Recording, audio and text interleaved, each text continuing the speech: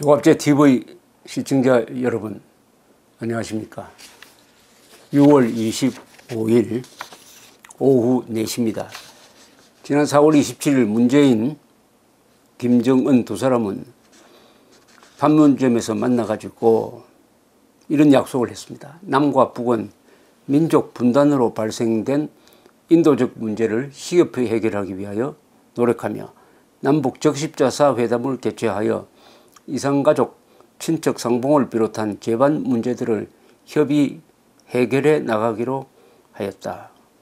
당면하여 오는 8월 15일을 계기로 이산가족, 친척 상봉을 진행하기로 하였다.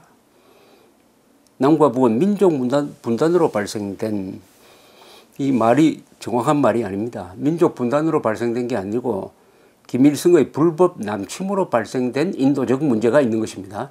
국군포로 6만 명 불법 억류, 그리고 약 20만 명으로 추산되는 납북자, 그리고 이산가족을 만나게 하지 않는 북한 노동당 정권의 민족 반역적 악행, 이런 게 문제지 그것이 민족 분단으로 이루어진 게 아닙니다. 북한 노동당 정권의 범죄 행위로서 이런 문제가 있는 것이죠. 그런데 이산가족 문제를 해결한다고 해놓고 벌써 6.15 선언 이후에 18년이 흘렀지만 아무런 진척이 없습니다. 그 책임은 북한입니다. 이산가족 상봉은 어떻게 해야 됩니까? 만나는 것으로 끝나야 됩니까? 아니죠. 만나고 나면은 그 다음에 같이 살아야죠. 자유의사에 따라서. 그 다음에 같이 살지 않더라도 편지가 서로 오고 가야죠. 그리고 수시로 만날 수 있어야죠. 지금까지 남북 이산가족 상봉은 한 번 만나면 영원한 이별이었습니다. 한 번 만나고 영원한 이별.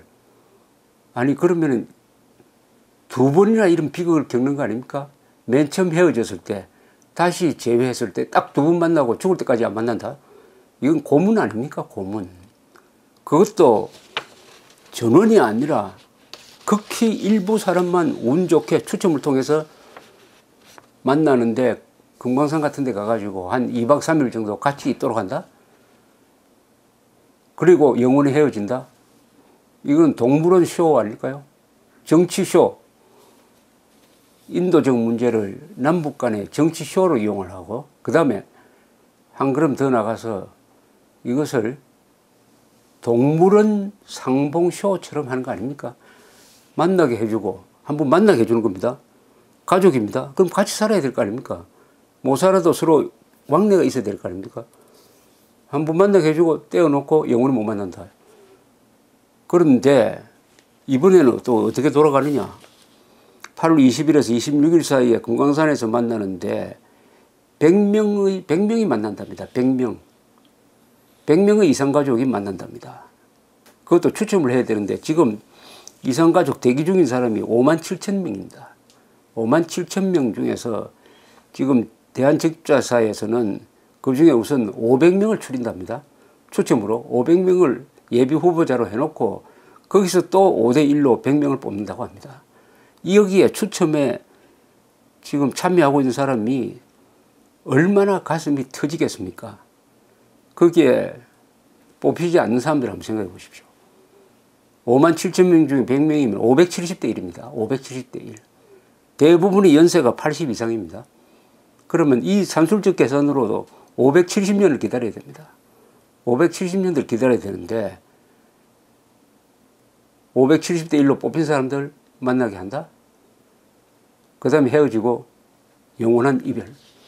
이것은 비인도적인 겁니다. 여기 자꾸 인도적이란 말을 즐겨 쓰는데 이게 무슨 인도적인 겁니까? 반인도적 동물원식 상봉쇼는 그만둬야 합니다. 더구나 김대중 노무현 정권 때는 이산가족 상봉, 동물원식 이산가족을 북한에서 데리고 나와가지고 금강산이라는 제한된 지역 또는 남한의 어떤 제한된 지역에 데려다 놓고 한국의 가족들이 와서 만나게 하고 또 강제로 떼어놓고 데리고 가면은 그것으로 끝. 그런데 그런 상봉쇼를 위해서 한국 정부가 북한에 제공한 금품이 얼마냐? 2006년 이산가족회에서 계산한 겁니다. 그때까지 남한의 1,500가족이 북한의 혈육과 상봉했는데 이를 성사시키기 위해서 김대중 노무현 정부가 직간접으로 북한에 제공한 금품이 1조 4천억 원이었습니다. 1조 4천억 원. 당시 한나라당 정옥균 의원이 정부 자료를 가지고 분석한 걸 보면은 1,500가족이 만나는 대가로서 북한의 쌀, 비료, 면회소 건설, 행사 경비 등으로 총 1조 7,489억 원을 주었다. 이것은 이산가족회 통계보다 더 조금 많습니다.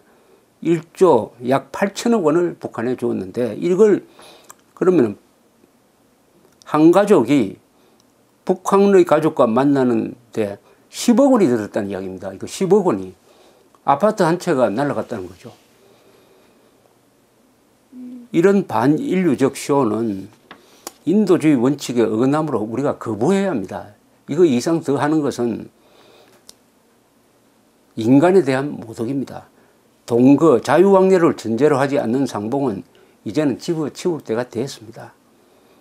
며칠간 동물원식 상봉을 한 다음에 또다시 영원한 생이별, 이렇게 잔인한 쇼를 공동 연출하고 있는 남북한의 당국자들에게 아마 천벌이 내릴지 모릅니다. 이제는 기존의 틀을 깨야 됩니다. 이런 이산가족 집어치워야 합니다. 만나면은 자유의사 확인해가지고 살 곳을 정할 수 있도록 해야 되고, 최소한 편지, 그리고 수시로 만나는 면회소를 설치해가지고 수시로 만날 수 있도록 해야 됩니다. 그리고 인원 1년에 100명 해가지고 뭘 합니까? 그런 식으로 하지 말고 원하는 사람 다 큰 광장을 만들고, 그게 뭐 김일성 광장이라도 좋고 금강산 또 좋고 서울이면 더 좋고 해가지고 수십만이 만나가지고 한을 푸는 그런 세계적 어떤 모양을 하나 만들든지 해가지고 이 근원적으로 해결이 돼야 된다, 이렇게 생각합니다. 또 왜 이산가족만 중요합니까? 그보다 더 중요한 것은 국군포로 6만 명입니다. 북한이 돌려주지 않고 불법 응유한 국군포로 6만 명. 그중에서 생존자가 얼마인지 모릅니다. 수백 명, 수천 명이 있을지도 모르는데 일단 우리는 6만 명이 다 살아있다고 봐야 됩니다. 문재인 정권은 최소한 북한에 대해서 이렇게 잘해주니까 대가를 받아야 되는 거 아닙니까? 퍼주기만 하면 되겠습니까? 북한에 요구를 해야 됩니다. 살아있는 국군포로 다 보내달라. 필요하면 한 사람당 $10,000 주겠다. 10만 달러 줘도 됩니다. 이렇게 해서라도 돈을 들여서라도 데리고 와야 합니다. 탈북한 국군포로가 지금 약 90명이 됩니다. 그 가족이 한 300여 명이 한국에 왔습니다. 이런 사람들이 한결같이 하는 이야기가 있습니다. 우리가 피를 흘려서 대한민국을 지켜냈는데 대한민국이 있는데도 우리를 구하러 오지 않더라. 우리가 지켜낸 대한민국이 우리를 배신했다.